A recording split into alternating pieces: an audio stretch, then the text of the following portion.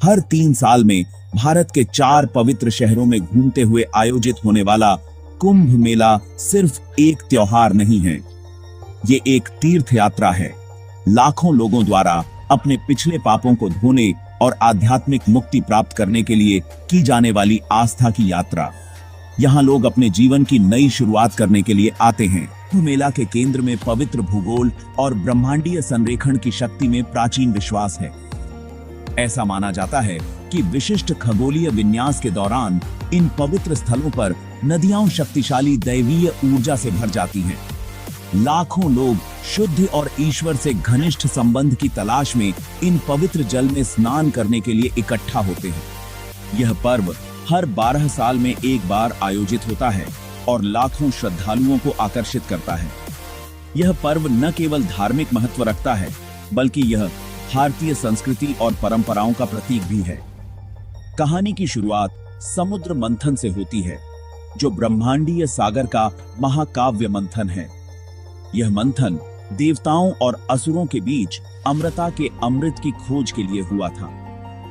इस महाकाव्य मंथन में मेरु पर्वत को मथानी और नागराज वासुकी को रस्सी के रूप में इस्तेमाल किया गया था। यह कार्य इतना विशाल और कठिन था कि इसे पूरा करने में 1000 साल लग गए। अमृता के अमृत की तलाश में देवताओं और असुरों ने संयुक्त रूप से इस स्मारकीय कार्य को अंजाम दिया था।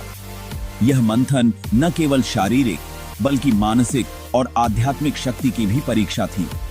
मेरु पर्वत को मथानी और नागराज वासुकी को रस्सी के रूप में इस्तेमाल करके उन्होंने 1000 साल तक इस आदिकालीन सागर का मंथन किया। इस प्रक्रिया में कई अद्भुत और रहस्यमय वस्तुएं उत्पन्न हुई। इस ब्रह्मांडीय मंथन की गहराई से अमृत से भरा एक कलश निकला। जीवन के इस अमृत पर कब्जे के लिए देवताओं और राक्षसों के बीच भयंकर युद्ध छिड़ गया। यह युद्ध इतना भयंकर था कि ब्रह्मांड के संतुलन को खतरा हो गया था।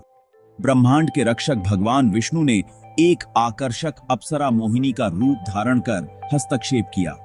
मोहिनी का रूप इतना मनमोहक था कि राक्षस उसकी सुंदरता में खो गए। अपनी मनमोहक सुंदरता से उसने राक्षसों को चकमा दिया और देवताओं के लिए अमृत वापस ले लिया। इस प्रकार देवताओं ने अमृता प्राप्त की और ब्रह्मांड में संतुलन बहाल हुआ। व्यता की बूंदें कुंभ मेले के 4 पवित्र स्थल। कहा जाता है कि जब देवता अमृत से भरे कलश को स्वर्ग में ले जा रहे थे, तो उसकी 4 बूंदें पृथ्वी पर गिर गईं, जिससे 4 स्थान पवित्र हो गए। प्रयागराज, जिसे इलाहाबाद भी कहा जाता है, हरिद्वार, उज्जैन और नासिक, ये 4 शहर जिनमें से प्रत्येक एक पवित्र नदी के तट पर स्थित है, कुंभ मेले के स्थल बन गए। गंगा, यमुना और पौराणिक सरस्वती नदियों के संगम पर स्थित प्रयागराज को 4 कुंभ मेला स्थलों में सबसे पवित्र माना जाता है। हरिद्वार, जहां गंगा हिमालय से उतरती है, एक और महत्वपूर्ण तीर्थ स्थल है।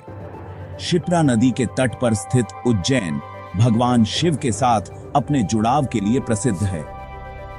गोदावरी नदी के तट पर स्थित नासिक एक प्राचीन शहर है, जिसका रामायण से गहरा नाता है।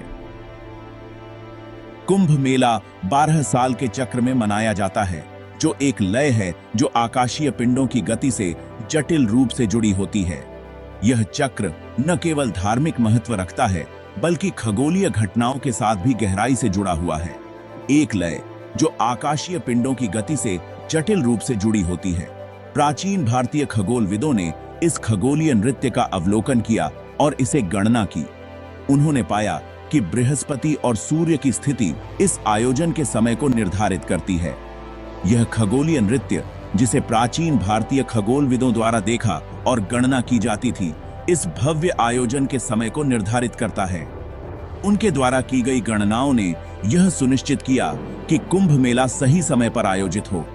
इस भव्य आयोजन के समय को निर्धारित करता है बृहस्पति के वर्ष की अवधारणा पर आधारित 12 साल का चक्र, जो कि बृहस्पति को सूर्य के चारों ओर एक परिक्रमा पूरी करने में लगने वाला समय है।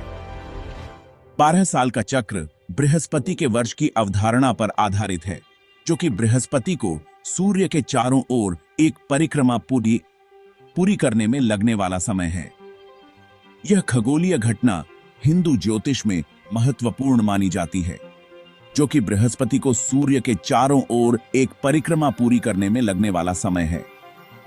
हिंदू ज्योतिष के अनुसार कुंभ मेला तब लगता है जब बृहस्पति कुंभ राशि में प्रवेश करता है और सूर्य मेष राशि में प्रवेश करता है।